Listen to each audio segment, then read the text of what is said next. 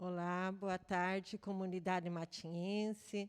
Boa tarde, nossos colaboradores que estão aqui, nossos companheiros de trabalho. É com muita alegria que, nesta tarde, nós recebemos o padre Emerson, nessa continuidade da Escola do Legislativo. Já estamos aqui na nossa 14ª palestra sobre vários temas. O padre mesmo falou que nos acompanha, obrigada. E hoje, de uma maneira muito especial mesmo, quero acolher o padre, o meu amigo, que está aqui. Quem fez o contato com o padre foi a nossa servidora Kelly. E, assim, essa Casa de Lei se sente muito honrada mesmo com a sua presença, com a sua colaboração. E temos a certeza que toda a população vai nos acompanhar neste tema tão importante. Seja sempre bem-vindo, fique à vontade, a casa é sua. Obrigado, Nívia. Obrigado a você. Agora eu vou tirar minha máscara, porque eu estou sozinho aqui na frente, né, para poder também vocês me verem melhor e me conhecerem um pouquinho. Nesse momento, eu quero acolher você que está em casa através dessa plataforma, dessa fanpage aqui da Câmara Municipal de Matinhos, você que também nos acompanha através das minhas páginas das redes sociais, YouTube, que nós estamos ao vivo também, e nas minhas páginas do Facebook, que também estamos retransmitindo ao vivo. A você que está aqui também, seja bem-vindo. É uma grande alegria poder estar nessa tarde, partilhando com você um pouquinho daquilo que nós temos na nossa vivência cotidiana. Para quem ainda não me conhece, eu sou o padre Emerson de Azevedo, trabalho na Copiosa Redenção, que é uma instituição sediada aqui em Matinhos, no litoral do Paraná. Nós fazemos um trabalho com recuperação de dependentes do álcool e da droga.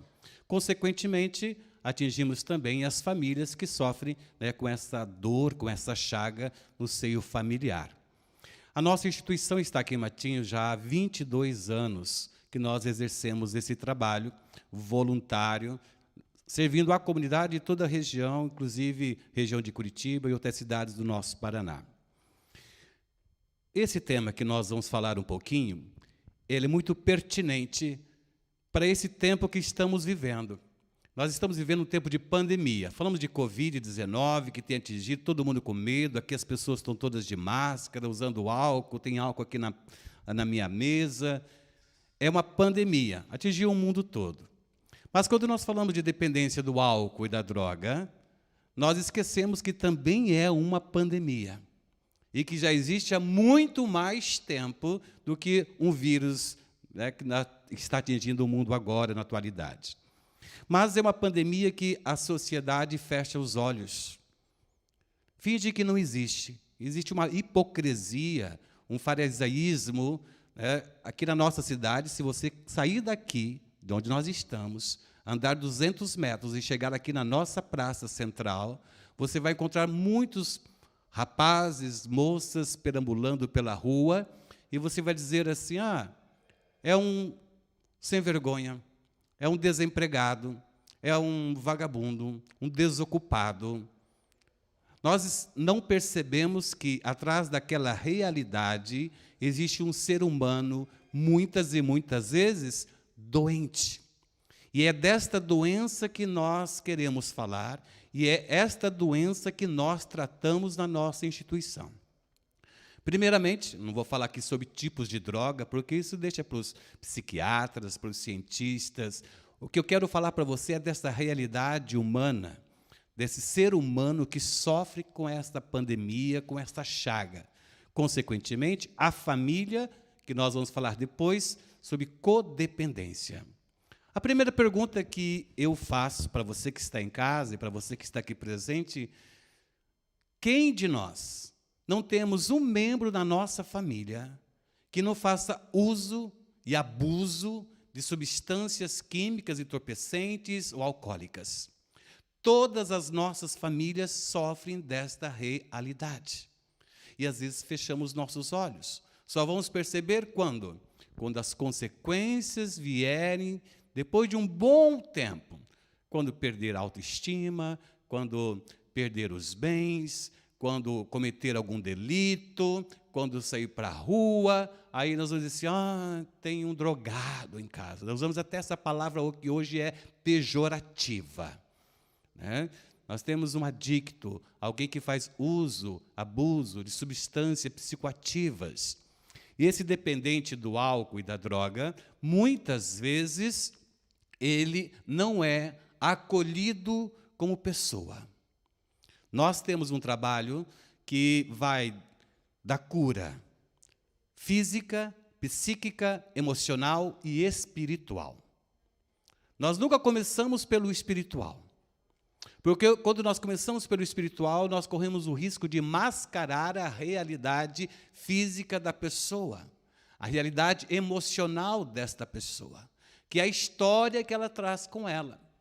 Então, eu quero fazer com você um pequeno caminho. Quando eu atendo uma mãe, um pai, chega lá em casa e diz assim, padre, eu quero internar meu filho, porque ele está usando muita droga, porque ele está bebendo demais, ele está precisando desse tratamento. Por quê?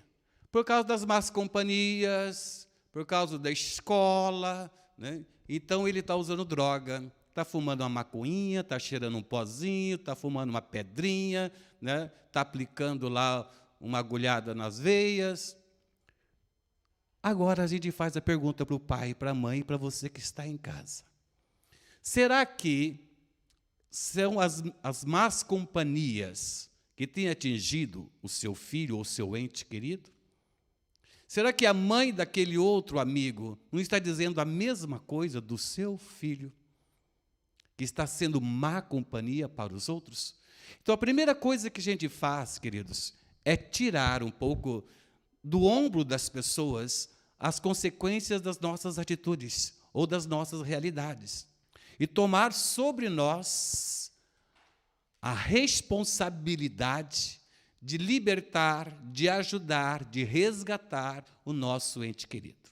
Faça comigo, assim, uma retrospectiva da sua atitude, do seu comportamento dentro da sua casa. Você é pai e você é mãe. Veja bem, como têm sido os teus almoços de domingo? Qual é a realidade alcoólica da sua casa? Qual é a realidade tabagista da sua casa? Dos seus antepassados, dos seus pais, dos seus avós, do seu histórico familiar. Quando foi que o seu ente querido, jovem, adolescente, tomou um gole de álcool pela primeira vez? Foi na rua ou foi dentro da sua própria casa? Você tem um filho doente em casa, mas você tem um barzinho na sua casa. Você tem uma coleção de uísques e de cachaça na sua parede, mas você tem um filho doente. Então, você muitas vezes acha que aquele filho está doente e ele precisa de cura, mas você não é capaz de mudar uma atitude ou um comportamento seu, porque o doente é o outro. O pai diz assim, que meu filho tem que se tratar porque ele fuma maconha, mas ele anda com a carteira de cigarro aqui no peito. Quando nós queremos que alguém mude, primeiro nós temos que mudar. Parte de mim, a minha atitude, o meu comportamento e meu exemplo. Não é o padre Emerson que vai resolver o problema da sua casa ou do seu filho. Não é mandá-lo para a casa da avó, do vô, para o exército. É quando um pai, uma mãe, uma família se une e muda o comportamento interno da sua família. Quando nós revemos os nossos valores, aquilo que nós herdamos dos nossos antepassados. Nós não deixamos os nossos filhos simplesmente para serem educados, formados na ética, na moral, nos bons costumes, na escola, pela responsabilidade dos professores, mas sim dentro daquilo que nós aprendemos e herdamos de valores bons. Aqui eu quero fazer uma parte. Nós que já temos quase 50 anos, quando nós tínhamos 15 anos, 20 anos, lá atrás, no comecinho dos anos 80, existia uma filosofia. Quando eu tiver os meus filhos, eu vou ser totalmente diferente com eles. Eu quero ser o melhor amigo do meu filho, a melhor amiga da minha filha, Eu vou tratá-los diferente do como os meus pais me trataram. Eu vou dar tudo para eles o que eu não tive. Essa era uma filosofia muito comum nos anos 80. Uma ruptura, né, com uma cultura ou com valores dos nossos pais. E eu vou dizer para você que isso deu errado. Deu errado. Porque hoje aqueles que se tratam comigo são esses filhos, são esses netos, que receberam tudo e ao mesmo tempo não receberam nada. Por quê?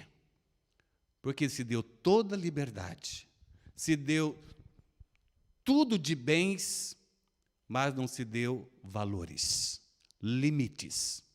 Como tratar de uma dependência alcoólica, uma dependência química, com excesso de liberdade, de permissividade? Porque esta é a palavra correta para falar com o pai ou com a mãe. São permissivos. Permitem que as coisas rolem.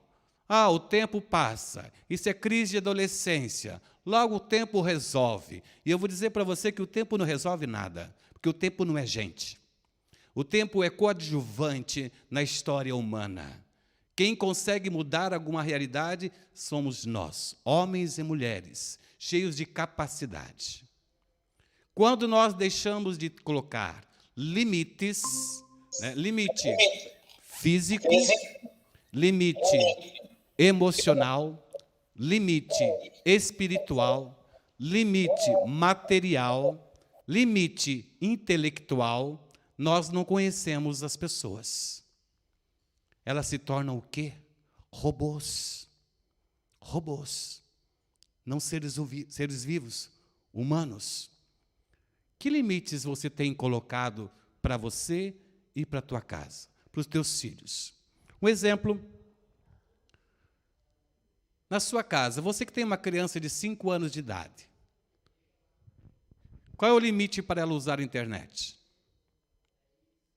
Qual o horário que ela tem para dormir? Quais são as responsabilidades que um adolescente tem dentro da sua própria casa? Ele arruma a sua cama? Ele ajuda nos deveres mínimos que sejam dentro de casa? Não tem empregada para fazer isto. Quando ele tiver 15 anos, 16 anos, 20 anos, é o filhinho da mamãe, que não sabe fazer nada, que não tem responsabilidade de nada, aí o pai e a mãe quer puxar, não consegue mais. Por quê? Porque os limites, os parâmetros são colocados num filho quando ele ainda é criança. Quando ele está sob a sua inteira responsabilidade. Depois, nós criamos os adolescentes e jovens com a mente aberta. E esta mente aberta, ela é propícia para aí sim entrar as coisas ruins, e entre elas, a drogadição e o alcoolismo. Porque ela não tem o seu estado intelectual, emocional fechado. Aí você vai gastar com psicólogo, com psiquiatra, com internamento, terapia, por anos e anos e anos. Como nós podíamos dizer aqui, faça enquanto há tempo. Falando isso, eu quero seguir no segundo passo. Quando a situação já é realidade. Quando nós temos alguém na nossa família que já faz esse uso e abuso. Qual que é o primeiro sintoma? É a negação. A gente nega que isso esteja acontecendo com alguém que eu amo tanto. Alguém que eu dei tudo. Então, eu finjo que não está acontecendo. Eu nego para mim mesmo e nego para ele. No segundo momento, depois dessa negação, é buscar ajuda. E muitas vezes nós buscamos ajuda nos lugares errados, com as pessoas erradas. Terceiro momento, é mandar essa pessoa para longe da minha vista, para alguém resolver esse problema. Só depois, muito depois, é que caia a ficha, que caia a realidade que esta doença existe de fato. O que acontece muito, irmãos, amigos queridos, é a vergonha. Pai e mãe que têm dependentes químicos e alcoólicos em casa têm vergonha de enfrentar, vergonha que os vizinhos saibam, que o resto da família, a macrofamília perceba. Então nós tentamos resolver sozinhos os problemas e não damos conta. Engano seu. Quando você descobrir que tem alguém usando droga dentro da sua casa, é porque a cidade inteira já estava sabendo. Você, mãe, você, pai, é tão inocente que acha que você é a primeira a saber e você é o último a saber. Então, tomar consciência de que nos menores sinais de dependência, eu tenho que já tomar atitude. Tomar atitude é importantíssimo. Esse ponto merece de nós uma atenção especial. Tomada de atitude. Nós só poderemos ajudar alguém quando nós tomamos uma atitude conosco mesmo e em relação ao outro. O que é tomar atitude? Toda doença, seja ela qual for, a primeira coisa que ela faz conosco é nos deprimir, nos deixar tristes, né? Nos deixa apáticos. E agora, o que eu faço? E dependendo de cada realidade pessoal, se reage de uma forma. Alguns sentam e choram. Outros ficam bravos. Tem pai que tira a cinta e dá no filho. As reações são diversas. Por quê? Porque não se aprendeu a entender que dependência química, alcoólica, qualquer tipo de dependência, até de remédios para dormir, é fruto de uma doença. Doença física, psíquica, emocional e espiritual.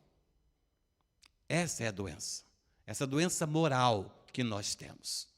Enquanto nós fingirmos que apenas um estado deplorável, sim, mas é algo que passageiro, nós não vamos encontrar a solução. Para se tomar atitude, é necessário vencer algumas situações do nosso próprio interior. Primeira coisa é sentimento de culpa. Quando você descobre que tem um filho dependente do álcool e da droga na sua casa, a primeira coisa é esta: a culpa é minha. Onde foi que eu errei? O que é que eu não dei? Não é assim que a mãe e o pai falam para o filho? O que está te faltando? Eu te dei tudo. Ou sair da caça às bruxas. A culpa é do pai. O pai que trabalha o dia inteiro, que sai de casa, que só vê o filho no final de semana, que não deu atenção. O pai vai dizer, não, a culpa é sua, mãe, porque você ficava em casa, você levava para a escola, você que trazia da escola, você queria ter visto. E começa esse jogo de culpa, de culpado, caçando as bruxas, um tabuleiro de xadrez. Para você entender bem, porque já estou entrando na área da codependência, nesta realidade não existe culpados. Existe sim responsáveis. O culpado, eu costumo dizer sempre assim, que quem conhece as múmias do Egito, vocês já viram múmias do Egito? Eram pessoas que existiram há mais de 3.000 anos atrás. Faraós, gente da elite, que tinham dinheiro para poder se mumificar. E eles existem até hoje nos museus, os sarcófagos. Agora a pergunta que é esta: que diferença eles fazem no mundo de hoje? Para que serve uma múmia? Para nada. Para nada. Ela não muda a vida de ninguém, não muda o dia de hoje, essa realidade de hoje não muda. Quando nós nos sentimos culpados das situações que estão nos envolvendo ou envolvendo um ente querido, nós nos tornamos múmias, porque vivemos do passado. lamentando, chorando, depressivos, oprimidos, angustiados, procurando, não dorme porque fica pensando no que foi, o que aconteceu, vive lá atrás, 10 anos atrás, 20 anos atrás, se eu tivesse mudado, se eu tivesse feito, se não tivesse tido filho, se não tivesse nascido. Não muda o dia de hoje, não muda a realidade. Por isso que dentro dessa realidade de dependência, de codependência, que nós queremos ajudar os nossos doentes, não cabe esse sentimento de culpa. E a primeira pergunta que eu faço para a mãe ou para um pai é esta: que dia foi que você enrolou um baseado e colocou na boca do seu filho e disse, fuma? Se você fez, você é culpado. Não, padre, eu nunca fiz isso, imagina. Então você é responsável. Porque o responsável faz algo para mudar. O responsável age, não cruza os braços, não fica chorando e se lamentando. Agora pensa comigo. Será que aquele tio, quando pegou aquela criancinha no colo, com 3 anos de idade, 2 aninhos de idade, colocou um golinho de cerveja na boca dela só para ver a caretinha dela? Quantas famílias já fizeram isto? E fazem isto.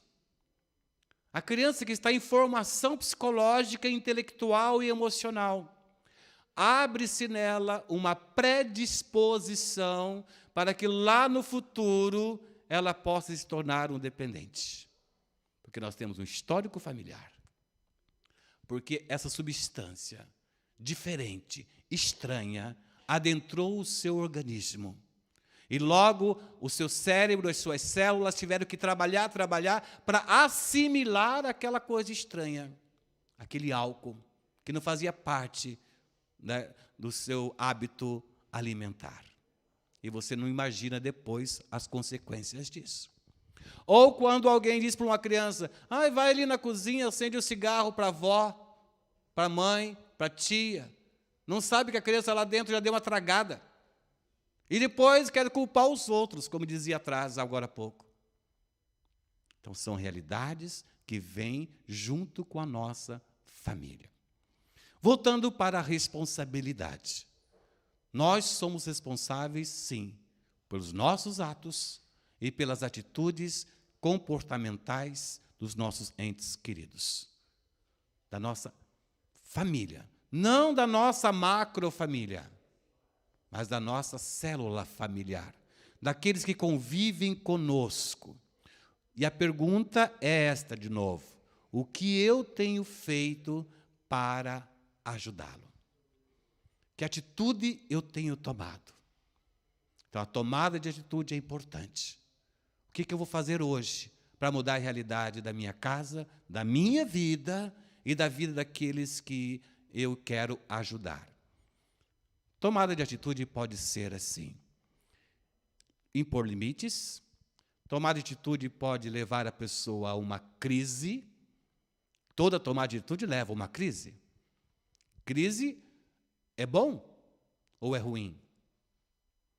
O que vocês imaginam? Bom ou ruim? Quem aqui que nunca passou por crise?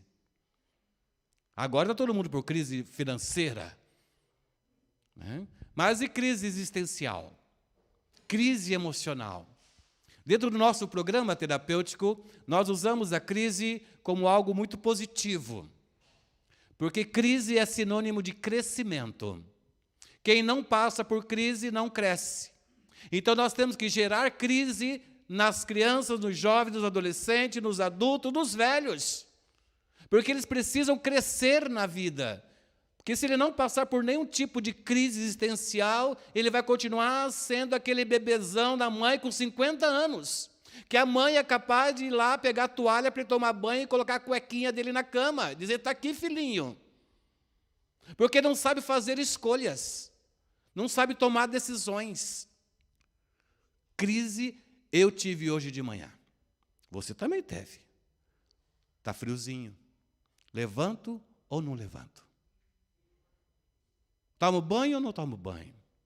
Saio de casa ou não saio de casa? Que roupa eu visto?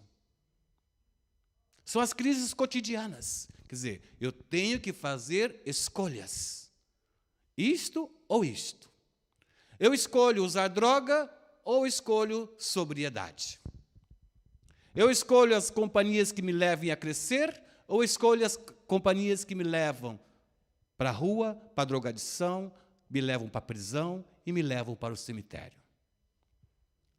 Escolhas devem ser feitas todos os dias, colocando na balança o que é bom e o que é ruim para mim e para aqueles que estão à minha volta. Portanto, crise para nós não é algo ruim, não. É algo positivo, desde que ela seja bem gerenciada. Quando nós temos um dependente químico que já está lá no tratamento, ou precisando, está na rua, está na sua casa, aí dormindo o dia inteiro, vivendo a noite inteira na rua, que fica 3 dias fora de casa, que já vendeu tudo que tinha, que está usando um chinelinho pela metade, que pegou lá da boca. Esta pessoa não é capaz de gerenciar as suas próprias crises. É por isso que nós provocamos uma crise nela. Nós abrimos um buraco e jogamos ela lá dentro, bem rapidinho. Lá no fundo do poço. Porque tem gente que demora 10 anos para chegar no fundo do poço. Mas se você fizer um poço e jogá-la lá, logo ela vai levantar a mão e vai dizer, me socorre. Aí é a hora que eu e você podemos intervir, agir, ajudar, não queimar etapas. Quando a pessoa está no fundo do poço, ela diz, me ajuda, e você diz, posso te ajudar com isto e com isto. Para o dependente químico, não sei se vocês sabem, a gente não pode dar muitas opções. Apenas 2. Ou muda, ou se muda. Não coloque um leque de opções, não. Ah, se você parar, eu vou te dar um carro. Ah, se você mudar de vida, eu vou te mandar para os Estados Unidos viajar. Não. Ou muda, ou se muda. Tem que ter coragem para isto. E agora, codependência. Porque quando nós temos um doente na nossa casa, nós nos tornamos codependentes deles, porque emocionalmente nós nos tornamos reféns desse sentimento, desse apego, deste medo de perder a pessoa. Então nós começamos a agir assim, de qualquer maneira. Eu vou lá e pago a conta do traficante, achando que ele nunca mais vai voltar lá. Eu vou lá buscá-lo de noite, de madrugada, na rua, achando que agora ele está dentro de casa, está seguro, que amanhã ele não vai sair de novo. Aí, ele chega, ele come, o prato de comida dele está dentro do micro-ondas, a mãe disse, está aqui, está com fome, tadinho, vai tomar um banho.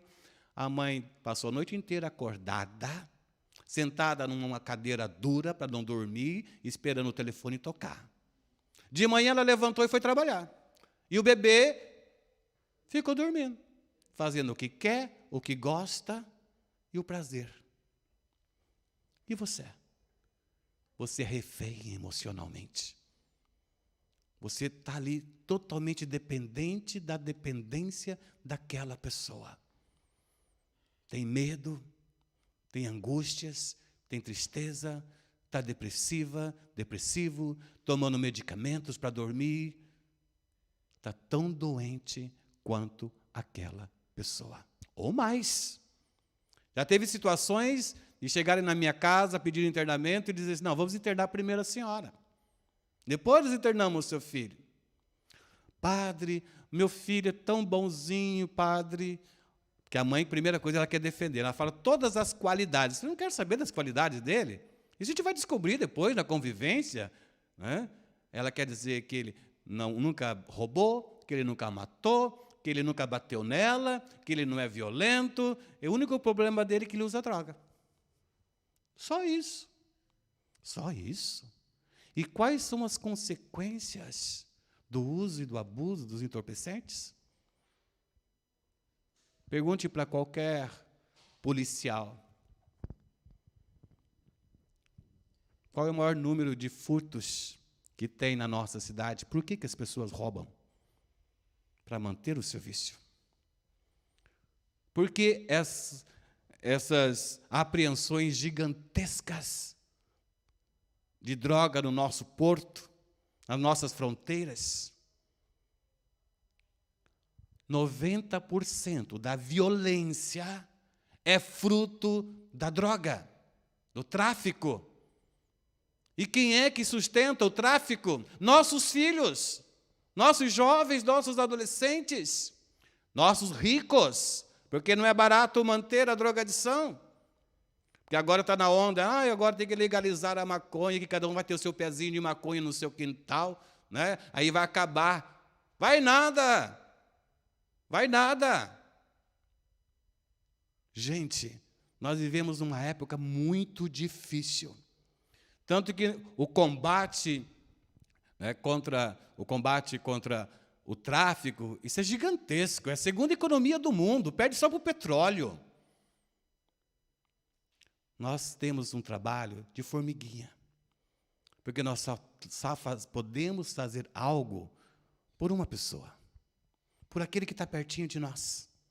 Nós não temos a força política e nem a força militar para combater o tráfico da nossa cidade. Eu moro aqui há 22 anos, eu sei qual é a realidade de Matinhos, mas eu posso e devo ajudar você, teu filho, ou você que está aí também, que faz uso e abuso e quer ser ajudado. Aqui eu poderia pegar esta palavra e trazer para te ajudar. Quer ser ajudado? É o teu querer. Se você quer, alguém pode fazer.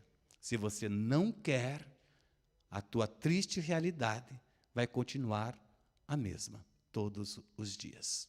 Nem eu, nem Deus pode te ajudar. Deus só poderá fazer algo em teu benefício se Ele encontrar em você o seu querer. Se o seu querer estiver aberto a Ele, Ele vai te ajudar. O padre ou qualquer outro que trabalhe com dependência química, seja o psicólogo que te atende, ele só vai poder te atender se você disser, eu quero. Se eu não quero, ninguém vai te ajudar. Então, dentro dessas realidades que nós vamos trabalhando, é muita coisa. Nós podíamos ficar aqui uma semana falando sobre codependência e dependência química. Eu quero dizer para você que, nesses 22 anos que eu trabalho aqui em Matinhos, fora que eu fiquei em Ponta Grossa, nós já vimos muitos e muitos passarem pela nossa casa, centenas de rapazes que passaram aqui, porque o nosso trabalho aqui é apenas com homens. Os outros núcleos que nós temos em Ponta Grossa, Porto Alegre, né, outras cidades, trabalham com mulheres. Mas aqui é apenas homens. E nesses 22 anos passaram muitos meninos por nós, que, graças a Deus, estão sóbrios até hoje. Outros não estão. Até poucos dias atrás, nós sepultamos um menino aqui de Matinhos, que nós tentamos ajudar muitas vezes, mas ele não quis ser ajudado por nós, lá atrás, 15, 20 anos atrás. Essa é a triste realidade.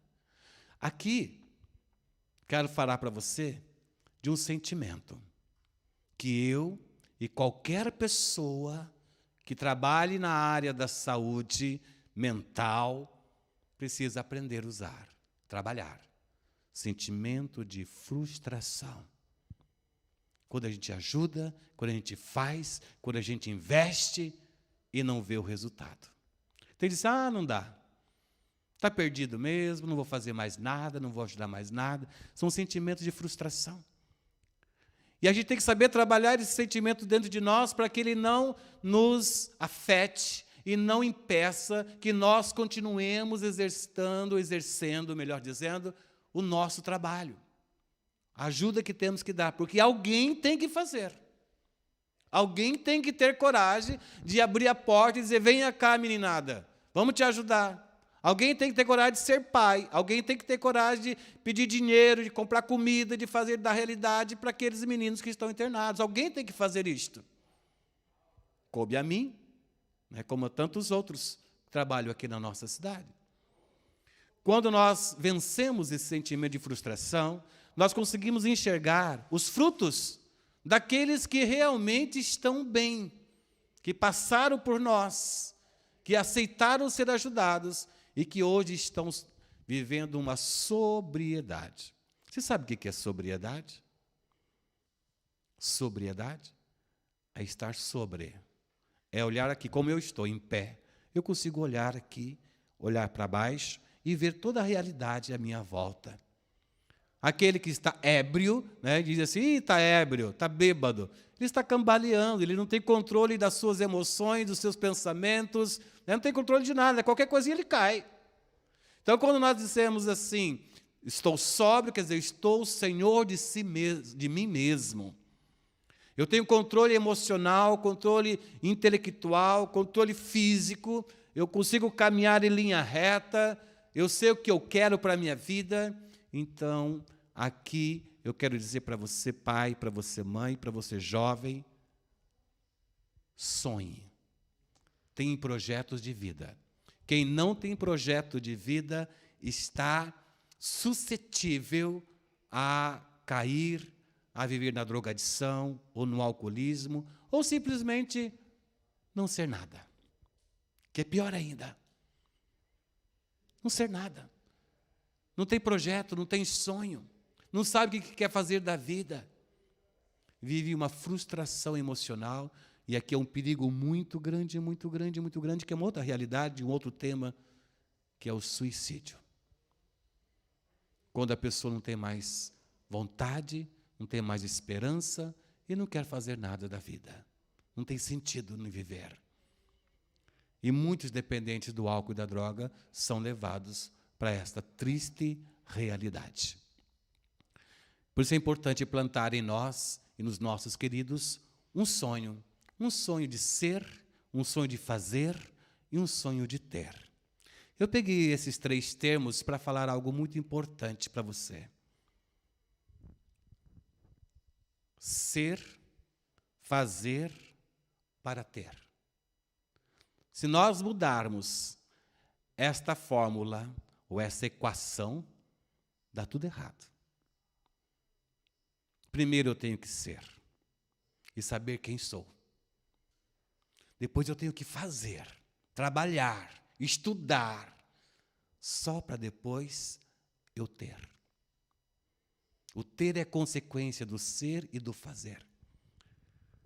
Eu falo isso para você que está em casa. Dá uma olhada na sua realidade familiar. Se eles estão sendo, fazendo para ter, ou se estão tendo, sem fazer nada para ter, só porque são. Ah, é meu filho. Ah, é minha filha. Ah, é meu netinho querido. Ele não precisa fazer nada, eu faço por ele. Trabalho a vida inteira para deixar uma herança, para eles se matarem depois. O que eu e o que você temos feito na nossa vida para termos bens, termos sucesso, termos felicidade, termos sobriedade, não é só bens materiais, não. Termos realidades boas, qualidade de vida. E qualidade de vida engloba todas as coisas da nossa em volta de nós. Seja na sua área profissional, material, mas também seja na sua área emocional, afetiva, familiar, no seu matrimônio, no seu namoro. Você tem que fazer algo para ter tudo isto. Então, nunca esqueça do fazer. Nessa sexta-feira, o que você fez até agora, quase 3 horas da tarde? Ficou deitado numa cama? Ficou dormindo? Depois você vai chorar de tarde assim, eu tinha uma conta para pagar e não consegui pagar. O que você fez? Fez uns bolinhos para vender na rua? Ficou esperando cair. E isso não vai acontecer. Dentro da área da recuperação, da dependência do álcool e da droga, é a mesma coisa. O que você tem feito para mudar a sua realidade? Pega o telefone e liga para mim. Liga para a nossa comunidade. Padre, o que eu faço para sair dessa dependência que eu vivo? Me ajude. Se você pedir, nós vamos te ajudar. Agora, eu não vou na sua casa te buscar. Quantas mães já disseram, padre, você pode vir aqui conversar com meu filho na minha casa? Não, não vou não. Lá é o ambiente dele. Eu não vou invadir. Isso é uma violência. Eu vim aqui para falar com você, porque a tua mãe me mandou aqui para você sair da droga e parar de beber. Ele vai me mandar para a China. Agora, se você ligar para mim e dizer, padre, me ajuda, ou se você bater na minha porta e for na minha casa, eu vou te propor Eu vou te mostrar um caminho de sobriedade, de libertação, de limite, de obediência, onde vai mudar a tua vida e a tua realidade. Eu tenho um grupo que me ajuda, que trabalha comigo lá em casa, de voluntários. Todos eles passaram por um tratamento. Todos eles mudaram de vida quando aceitaram ser ajudados. Hoje eles ajudam muitas pessoas. Hoje eles estão lá como voluntários, ajudando quem está chegando hoje, né, lá no fundo do poço, magro, feio, cabeludo, sujo, sem roupa, com as unhas pretas. Vai lá daqui uma semana. Daqui uma semana ele já engordou 10 quilos. Ele já tomou banho. Ele já está com roupa nova. Né? Ele já sabe sentar à mesa. Já tem a cabeça erguida. Já se sente ser humano, gente, digno. Porque esse é para nós o maior prêmio, quando nós encontramos a nossa dignidade humana. Por que o padre fala tudo isso? Porque eu sou padre? Sim. Porque como padre, como estudante de teologia, como leitor da Sagrada Escritura, eu não poderia fugir da minha essência. Se somos homens e mulheres feitos à imagem e semelhança de Deus, que é o que eu prego, nenhum ser humano pode sair deste meu olhar. Não posso ter discriminação com ninguém. Todo ser humano é como eu. Ninguém é mais e ninguém é menos. Então, se eu tenho o direito, ou eu tenho o privilégio de estar aqui, limpinho, bem vestido, bem alimentado, tenho uma cama para dormir, tenho uma coberta quentinha, aquele que está na rua tem o mesmo direito que eu. Se a vida, a realidade dele não o proporcionou, cabe a mim e cabe a você fazer algo para ajudá-lo. Senão, não somos cristãos, senão o nosso discurso, a nossa pregação não tem validade nenhuma. Então, nessa realidade que nós vivemos, queridos, eu não sei se aqui tem espaço para perguntas ou não, ou se é somente eu e o pessoal que está em casa, né? Porque às vezes eu fico aqui falando, e você está aí, às vezes, mas não era isso que eu queria escutar. Né? Então, se alguém quiser fazer alguma pergunta, é só fazer aí, que eu reproduzo aqui de novo para quem está em casa nos acompanhando. Essa realidade da dependência química, alcoólica, ela merece de nós muitos outros momentos para continuarmos falando. E existe um grupo que já existiu aqui em Matinhos, mas como a cidade é pequena e isso enfrenta um problema social muito grande, que chama-se Amor Exigente. Não sei se alguém já ouviu falar disso. Amor Exigente. É um grupo de ajuda, de autoajuda, tipo o NA, tipo o A, né, como o Al-Anon, que ajuda a família. O Amor Exigente é um grupo de pais e familiares, entes queridos, que querem ajudar alguém doente. Então, primeiro ele se trata. E o Amor Exigente tem nos ajudado muito nessa realidade familiar de codependência. Nós começamos aqui em Matinhos um grupo há muitos anos atrás, com algumas famílias, mas como tem essa realidade de cidade pequena, ninguém quer se expor, tem medo, tem vergonha. Então, se tem uma reunião aqui com 3, 4 famílias, aí você, não vou lá não, que vão saber o que está acontecendo na minha casa. Então, elas vão mascarando, vão guardando para si, tem medo de contar, né? Apesar de ser um grupo anônimo, mas enfrenta muita dificuldade em cidades pequenas esse tipo de grupo de apoio. Até já deixo aqui também essa proposta aqui na Câmara, né, para quem está nos acompanhando, que Matinhos necessita de um grupo de apoio para as famílias que estão aqui sofrendo, e sofrendo sozinhas. Então, digo para você, não sofra sozinho, não sofra sozinha você que está em casa. Vamos nos unir, vamos nos ajudar uns aos outros, que a proposta do Amor Exigente é qualidade de vida. Não é falar sobre droga ou álcool, é falar sobre a vida que temos e sobre aquilo que nós estamos vivendo no dia a dia, que tem causado para nós tristezas, perdas. Então, traga para essas cidades, se Deus quiser, a gente vai conseguir, assim que acabar esse período difícil de pandemia, onde a gente não está podendo nos encontrar, mas temos que ter aqui. Eu trabalho como dirigente há mais de 20 anos, e eu vou a Curitiba toda segunda-feira fazer encontro com essas famílias que lá estão. E eu não consigo fazer aqui em Matinhos. É difícil. E eu sei quantos internos eu tenho daqui, que estão lá na minha casa. E esses pais estão aqui desprovidos de apoio, de reunião. Aí, quando o menino sai de visita, ele chega em casa, a família não mudou nada. Porque ele mudou. Eu tenho certeza que ele mudou. Mas chega em casa, a família está desestruturada, está brigando, está festando, está bebendo. Tem pais que também são usuários. Como você vai pegar um menino sóbrio, de 6 meses, e jogar na boca do leão? Aí diz assim, mas o tratamento não prestou. Ficou lá quantos meses e não adiantou nada. A casa não mudou. A realidade em volta dele não mudou, queridos. Tem alguma pergunta?